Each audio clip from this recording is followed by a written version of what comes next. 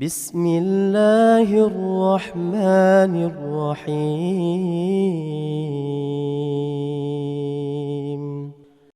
قال الإمام أبي شجاع رحمه الله: ويسر في كسوف الشهر شمسي ويجهر في كسوف القمر. Ketika terjadi kusuf matahari, misalnya terjadi gerhana matahari jam 11 siang, ya, atau mungkin habis selesai sholat asar, maka bacaan yang dibaca, ya, di sini disebut wa yusirru. Apa itu yusir? Disirkan. Fi kusufi syamsi. Wa yajharu fi khusufil qamari. Dan dibaca dengan bacaan jahar, jahriyah, ketika kusufnya adalah kusuf bulan. Ini pendapat di dalam mazhab Syafi'iyah. Ya. Dan diprediksi bacaan imam ketika terjadi gerhana matahari atau gerhana bulan itu salatnya panjangnya selama terjadi gerhana tersebut. Ya.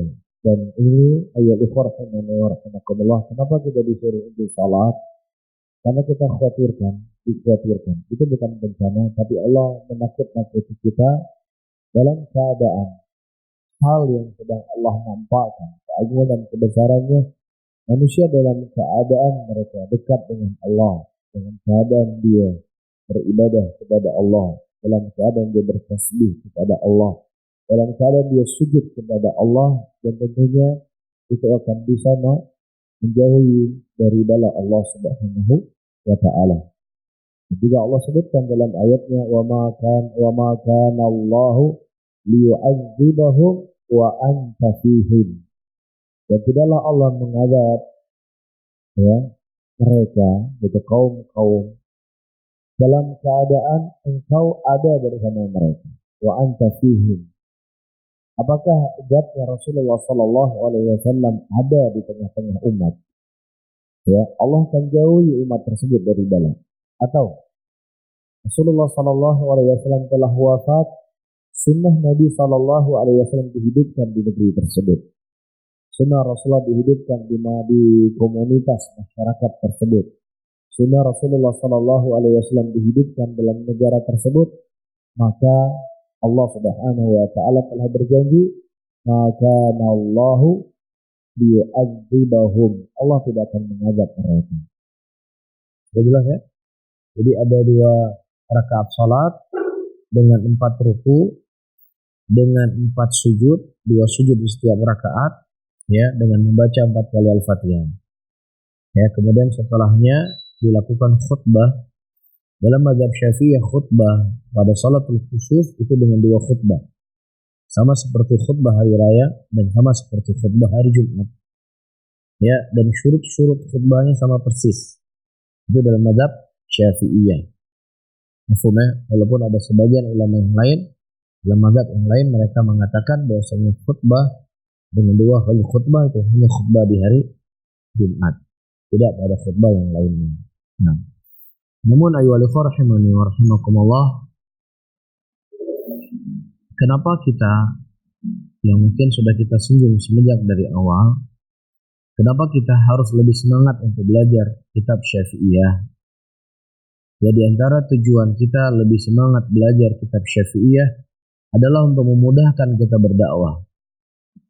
Dari sunnah Rasulullah sallallahu alaihi wasallam adalah sangat menjaga hati manusia, agar bagaimana manusia itu, ya, dijauhi dari hal-hal yang akan membuat mereka lari dari kebaikan. Dan Rasulullah sangat fokus dengan hal yang seperti ini, menjaga hati manusia agar tidak terjadi fitnah di antara mereka, kesalahan dalam memahami agama, itu sangat penting. Ya. Dan asal ini, ayo ikhwah, datang sebuah riwayat hadis dari Aisyah radhiyallahu taala anha, di mana Nabi SAW ketika beliau menguasai kota Mekah, Mekah sudah ada di genggaman beliau, dan beliau merupakan orang yang paling tertinggi dari Mekah itu sendiri. Dan Ka'bah pada waktu itu asalnya dibangun oleh Nabi Ibrahim dengan 2 pintu. Dan kemudian pintunya Ka'bah di zaman Nabi Ibrahim itu sejajar dengan lantai.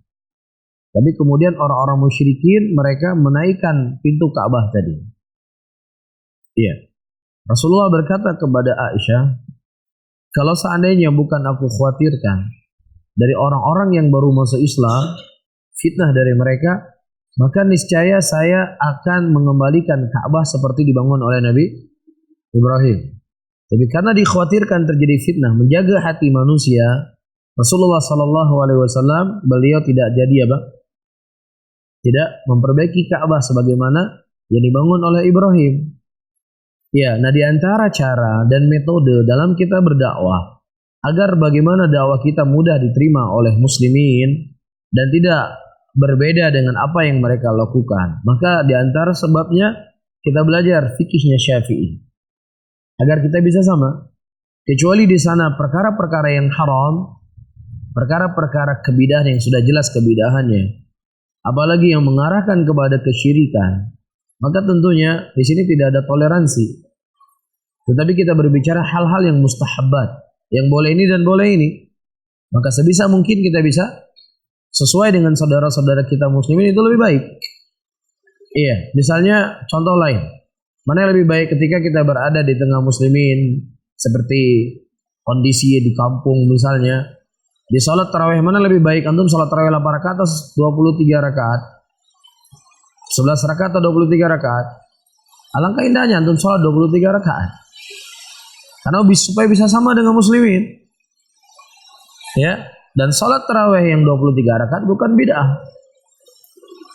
Ini adalah kesepakatan seluruh sahabat Rasul sallallahu alaihi wasallam, dan itu yang mereka fahami dari hadis Rasul.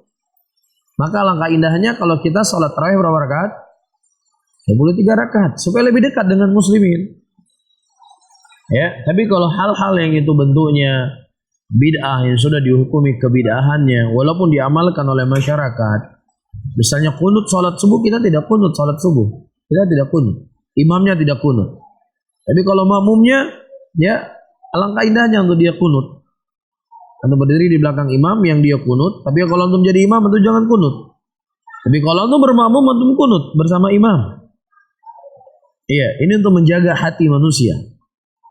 Bukan, kita tidak mengatakan, saya tekankan kembali, selama itu bukan bid'ah, selama itu bukan haram, selama itu bukan syirik. Faham? Dan telah difatwakan oleh para ulama. Apakah ulama terdahulu atau ulama di zaman sekarang, agar ketika imam itu kunut kita ikut kunut. Semakin kita bisa sama dengan muslimin itu semakin baik untuk bisa merangkul mereka. Paham? Tapi kalau seandainya ada pesiju, kita nggak ikut-ikutan di situ. Karena itu walaupun dikatakan mazhab Syafi'i itu perkara yang haram dalam syariat. Atau membuat acara kenduri kematian. Hari pertama, hari kedua, hari ketiga, mazhab Syafi'i, nggak bisa. Itu perkara yang diharamkan dalam syariat. Tapi perkara-perkara yang itu bentuknya mustahabat, yang kita tidak melakukan perkara yang haram, maka alangkah indahnya untuk dia mengambil yang lainnya. Tapi kan kita harus mengamalkan sunnah Rasulullah. Iya, mengamalkan sunnah Rasulullah, menjaga hati muslimin juga sunnah Rasulullah masalahnya. Menjaga hati muslimin sunnah Rasulullah atau tidak? Sunnah Rasulullah. Apa dalilnya? Rasulullah tidak mau memindahkan, mengembalikan Ka'bah sebagaimana asalnya untuk apa? Untuk menjaga hati manusia. Sunnah Rasulullah enggak? Sunnah Rasulullah juga ini. Mafhum ya? Jadi hal-hal yang seperti ini harus kita pahami dengan bijak dan jelas. Baik. Kita baca sedikit kemudian kita akhiri karena ada mic agak repot saya bicaranya. Tambah dengan hujan. Wa salatul istisqa masnunatun faya'muruhum al-imam bitaubah والصدقة والخروج من المظالم والمصالحة الأعداء وصيام 3 أيام ثم يخرج بهم في اليوم الرابع في ثياب بذلة واستكانة تضرع ويصلي بهم ركعتين كصلاة العيدين ثم يخطب بعدهما ويحاول رداءه ويكثر من الدعاء والاستسقاء يدعو بدعاء الرسول صلى الله عليه الصلاة والسلام اللهم اجعلها سقيا رحمة ولا تجعلها سقيا عذاب ولا محق ولا بلاء ولا حدم ولا غرق اللهم على الضراب والأكام ومنابت الشجر وبطون الأودية اللهم apa setelahnya حوالينا ولا علينا اللهم اسقينا غيثا مغيثا هنيئا مريئا sahhan amma. Disebutkan di sini salatul istisqa adalah salat yang disunahkan, yang mana para imam, yaitu imam pemimpin tertinggi dalam sebuah negara, makanya sebagian para ulama fuqaha mereka menyebutkan salat istisqa itu adalah anjuran dari pemimpin. Jadi tidak personal masjid mereka melaksanakan salat istisqa. Tapi salat istisqa itu kembali kepada pemimpin, kembali kepada imam. Ya, misalnya gubernur Banda Aceh ketika terjadi musim kemarau meminta kepada seluruh masyarakat Aceh untuk salat istisqa. Maka kita laksanakan salat istisqa dengan perintah imam tadi. Iya. Dan imam menganjurkan kepada umatnya atau kepada penduduk, ya, kepada umat Islam untuk bertobat kepada Allah dan mereka bersedekah dan mereka keluar dari kezaliman dan hendaknya orang-orang yang bermusuhan itu saling didamaikan, karena tidaklah ya ini semuanya dikarenakan ya atau menjadi sebab Allah akan menurunkan bala. Di antara bala yang Allah turunkan, Allah tidak berikan hujan kepada mereka. Di tengah musim kemarau yang sangat panjang, tidak ada air hujan. Kemudian datang lagi dengan apa? Kobaran api.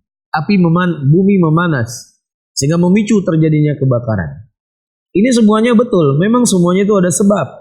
Sebabnya ada manusia yang membakarnya. Tetapi manusia itu tidak akan mampu untuk membakar hutan yang kemudian melebar. Kalau seandainya tidak ada ketentuan yang Allah tentukan. Kan begitu?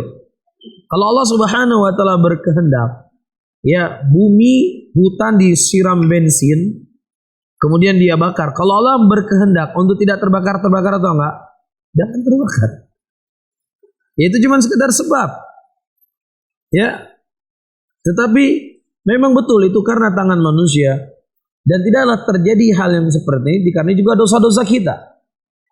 Dosa-dosa manusia yang tinggal di daerah tersebut. Sehingga para imam ketika musim kemarau yang panjang tidak turun hujan, mereka memerintahkan untuk bertaubat, untuk berbanyak sedekah, untuk keluar dari kezaliman dan mendamaikan orang-orang yang ribut, orang-orang yang saling bermusuhan. Wasiyami 3 ayamin, dan kemudian dia berpuasa selama 3 hari. Wallahu a'lam bishawab. Mungkin ini perlu kita lihat apa maksud puasa 3 hari.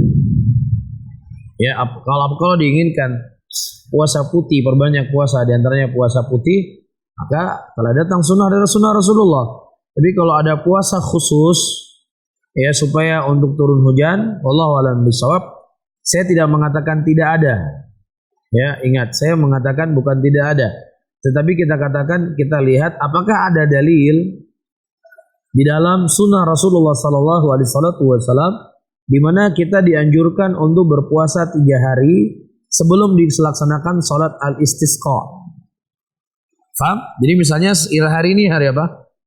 Hari Rabu kita kan salat istisqa Kamis, Jumat, Sabtu. Di hari Ahad kita kan salat istisqa. Maka mulai hari Kamis, hari Jumat, hari Ahad itu disunahkan untuk berpuasa. Ya, ini perhatikan.